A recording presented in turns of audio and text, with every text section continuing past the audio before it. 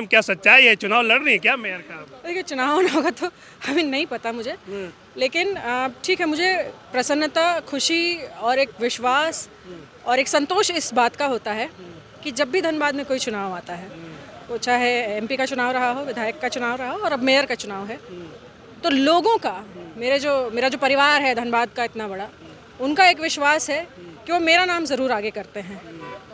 तो अब आप समझिए कि उनका कितना विश्वास होगा मेरे ऊपर कि हर चुनाव में उन्हें लगता है, और ये कि वो इतना काबिल मुझे समझते हैं कि हर चुनाव में एक बार मेरा नाम ज़रूर लेते हैं। लोकसभा में भी चर्चा चलता है आपका, विधानसभा चुनाव तो मैं उनको धन्यवाद करती हूँ इसके लिए। बाकी जैसा क्या होगा क्या नहीं होगा, आप लोगों से तो नहीं छुपेगा प्रभु, आप लोगों से कहाँ कुछ छुपने वाला है। लेकिन आपके ही देवर, उन्होंने ही कैमरे के सामने आके बोला कि आप जो है चुनाव लड़े। नहीं, कैमरे के सामने नहीं बोला। वो देखिए वो लोग करते क्या हैं कि अब आप लोग आ जाते हैं, ज़बरदस्ती कुछ पूछते हैं। उन्होंने 5 लोगों को नहीं बोला, छठे में वो फ्रस्ट्रेटेड बोलती है हाँ भाई ठीक है चलिए मान लीजिए। और अगर आप राजनीति में हैं तो ये लड़ना, जीतना हारना, ये सब तो लगा ही रहता है ना। इसमें इतना अचंभित होने वाली कौन सी बात है कि चुनाव आ रहा है, लड़ेंगे कि नहीं लड़ेंगे? अरे ठीक है, लड़ना होगा लड़ेंगे ना। चल रही, कई शुभचिंतक है वो जानना चाहते हैं कि मैडम चुनाव लड़ रही है क्या? नहीं, शुभचिंतक लोग को तो खुशी होनी चाहिए कि इतने काबिल हैं कि लोग बोल रहे हैं कि लड़िए।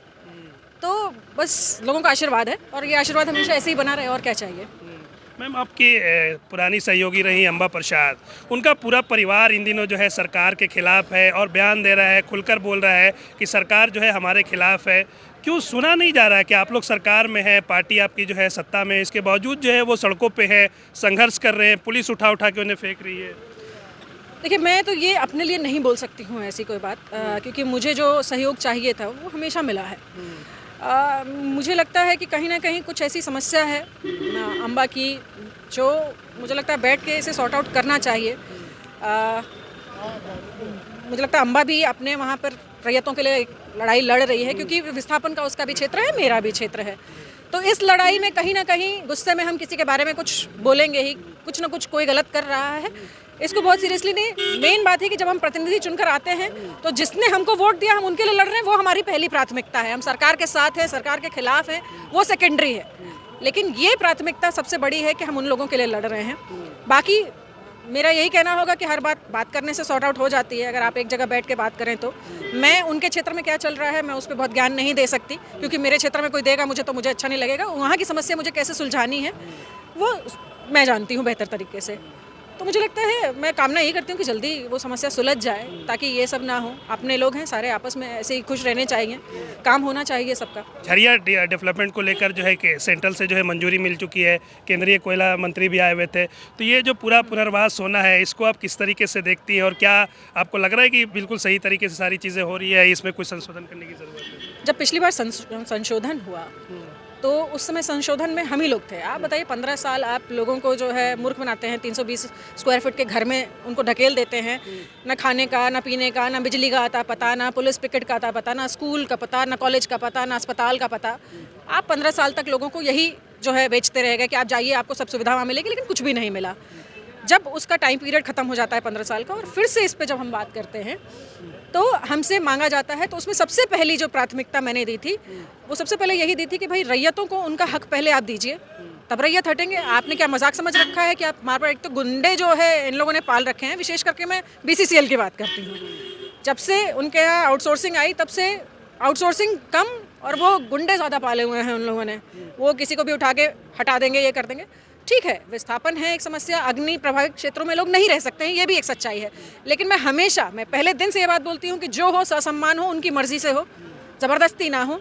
आप उनकी समस्याओं को एक ह्यूमन तरीके से, उनको ह्यूमनली उसमें समझिए कि वो किस चीज़ से गुजर रहे हैं। आप ना उनको, वो रोटी कमाने के लिए वहाँ आए थे, रोज़गार के लिए, रोज़ी रोज़गार के लिए वहाँ आए थे, और झरिया उसका हब रहा है, और आप उनसे वो छीन के उन्हें जो है कहीं दूर जंगल में फेंक देंगे तो ऐसे तो नहीं चलेगा। उनका घर परिवार कैसे चलेगा? आपकी जो इसमें त्रुटियां हैं आप उनको सुधारिए। कुछ त्रुटियां सुधरी हैं, लेकिन मुझे लगता है अभी भी अगर कहीं कोई जबरन ऐसा काम होगा तो हम फिर भी इसके खिलाफ भी खड़े रहेंगे। लोगों को ऐसे जबरन तो नहीं हटने दे सकते हैं ना। लेकिन अग्नि प्रभावित क्षेत्रों में लोगों को मरने के लिए भी तो नहीं छोड़ा जा सकता है। तो बात दोनों तरफ से होगी। मुझे खुशी इस बात की होती है कि 2019 से 2024 के बीच में मैं आपको ये बताना चाहूँगी, एक परिवार झरिया का वहाँ ना नोटिस चिपकाया गया, ना जबरन किसी को हटाया गया, ना BCCL की ये हिम्मत हुई करने की।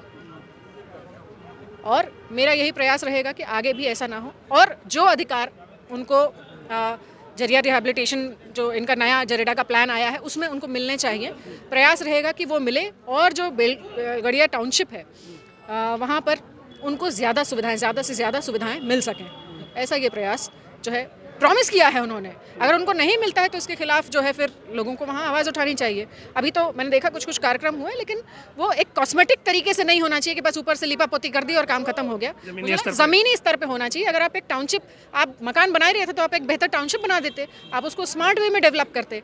इस बात को हमने रखा, और प्रयास यही होगा कि आने वाले जो इसका फंड है उसमें जो जिस तरीके की बंदर बांट हुई है, कहते हैं कि 11 अरब का घोटाला लगभग सामने आ सकता है इसमें, तो उस तरीके से ना हो। आपकी नज़र इस पे रहेगी? इस पे है, रहेगी नहीं है नज़र है जी।